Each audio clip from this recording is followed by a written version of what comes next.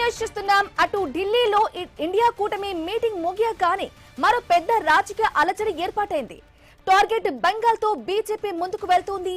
ఇప్పటికే చాలా మంది నాయకులు టీఎంసీ పార్టీని వదిలిపెట్టి వెళ్లిపోగా మాజీ సీఎం ఆ పార్టీ అధ్యక్షురాలకు మరో పెద్ద షాక్ తగిలింది.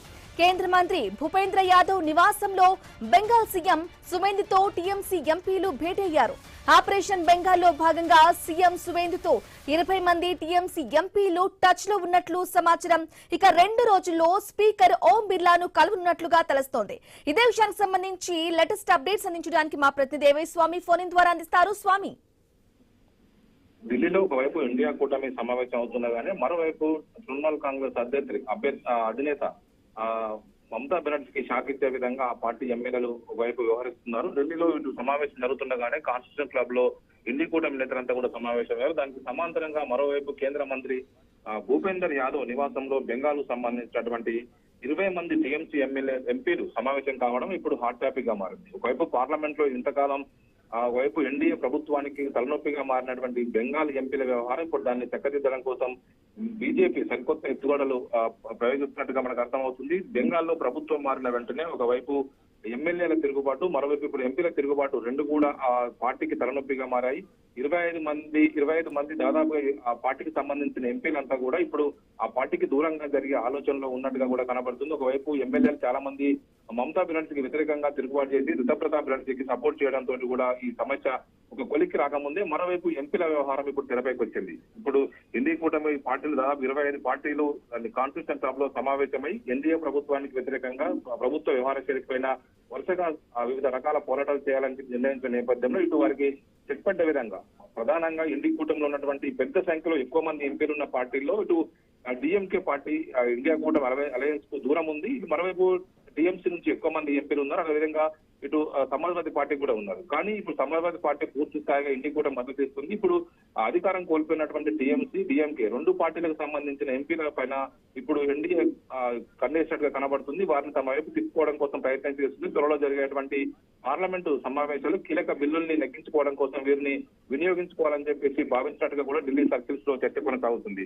అందులో భాగంగానే ఒకవైపు బీజేపీ సీనియర్ నాయకులు కేంద్ర మంత్రి ఒకవైపు భూపేంద్ర యాదవ్ నివాసంలోనే టీఎంసీకి సంబంధించినటువంటి ఎంపీలు సమావేశం కావడం ఒకవైపు చర్చకు వచ్చింది. వీరందరూ కూడా ఒక సమావేశం తర్వాత ఒక నిర్ణయం తీసుకొని స్పీకర్ ఓం బిర్లాకు తమని ప్రత్యేకంగా గుర్తించాలని చెప్పేసి లేఖ ఇచ్చే అవకాశం ఉన్నట్టుగా కూడా తెలుస్తుంది. అయితే స్వామి, ఈ విషయాన్ని ఓవరాల్ గా ఎలా చూసుకోవచ్చు అంటారు?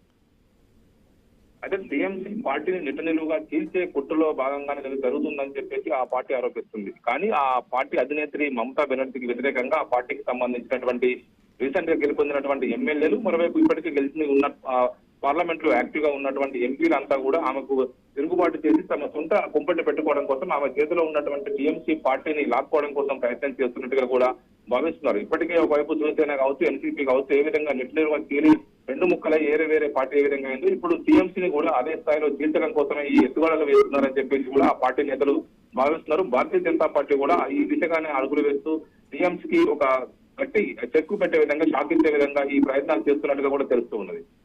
రైట్ స్వామి, thank you for the updates. SIR ఓట్ల లోటి ఎన్నికల అక్రమాలపై సీజీఐకి లేఖ రాయాలని ఇండియా కూటమి భేటీలో నిర్ణయించారు. నీట్ సిబిఎస్ఈ పరీక్షార్థులకు జరిగిన అన్యాయానికి బాధ్యత వహిస్తూ విద్యాశాఖ మంత్రి వెంటనే రాజీనామా చేయాలని ఏకగ్రీవ తీర్మానం చేశారు. దేశ ఆర్థిక పరిస్థితి, నిరుద్యోగం, ధరల పెరుగుదల, రైతులు సహా ఇతర సమస్యలపై చర్చకు అఖిలపక్షం ఏర్పాటు చేయాలని డిమాండ్ చేస్తున్నారు. ప్రతి 2 నెలలకోసారి ఇండియా కూటమి భేటీ కావాలని నిర్ణయించారు. ఇక ఆగస్టు 8న హైదరాబాద్ లో ఇండియా కూటమి తదుపరి సమావేశం జరగనుంది. పార్లమెంటు సమావేశాల సమయంలో ఖర్గే కార్యాలయంలో ప్రతిరోజు ఉదయం సమావేశమై కార్యాచరణపై చర్చించాలని నిర్ణయించారు.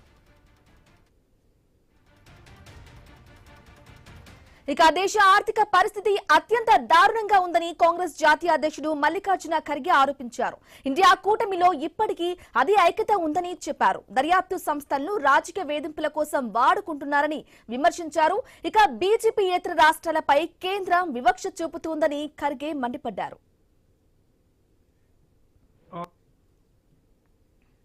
The next meeting will be held in Hyderabad on 8th August.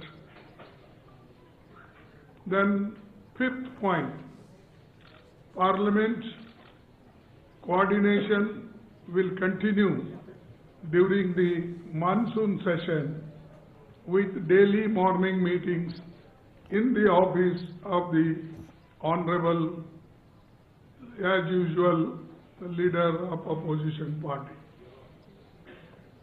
And just I want to correct it. This I said that every 2 months our meeting will be held. The date will be fixed because I said August 8th. That we will decide the date and let you know. But every 2 months we are going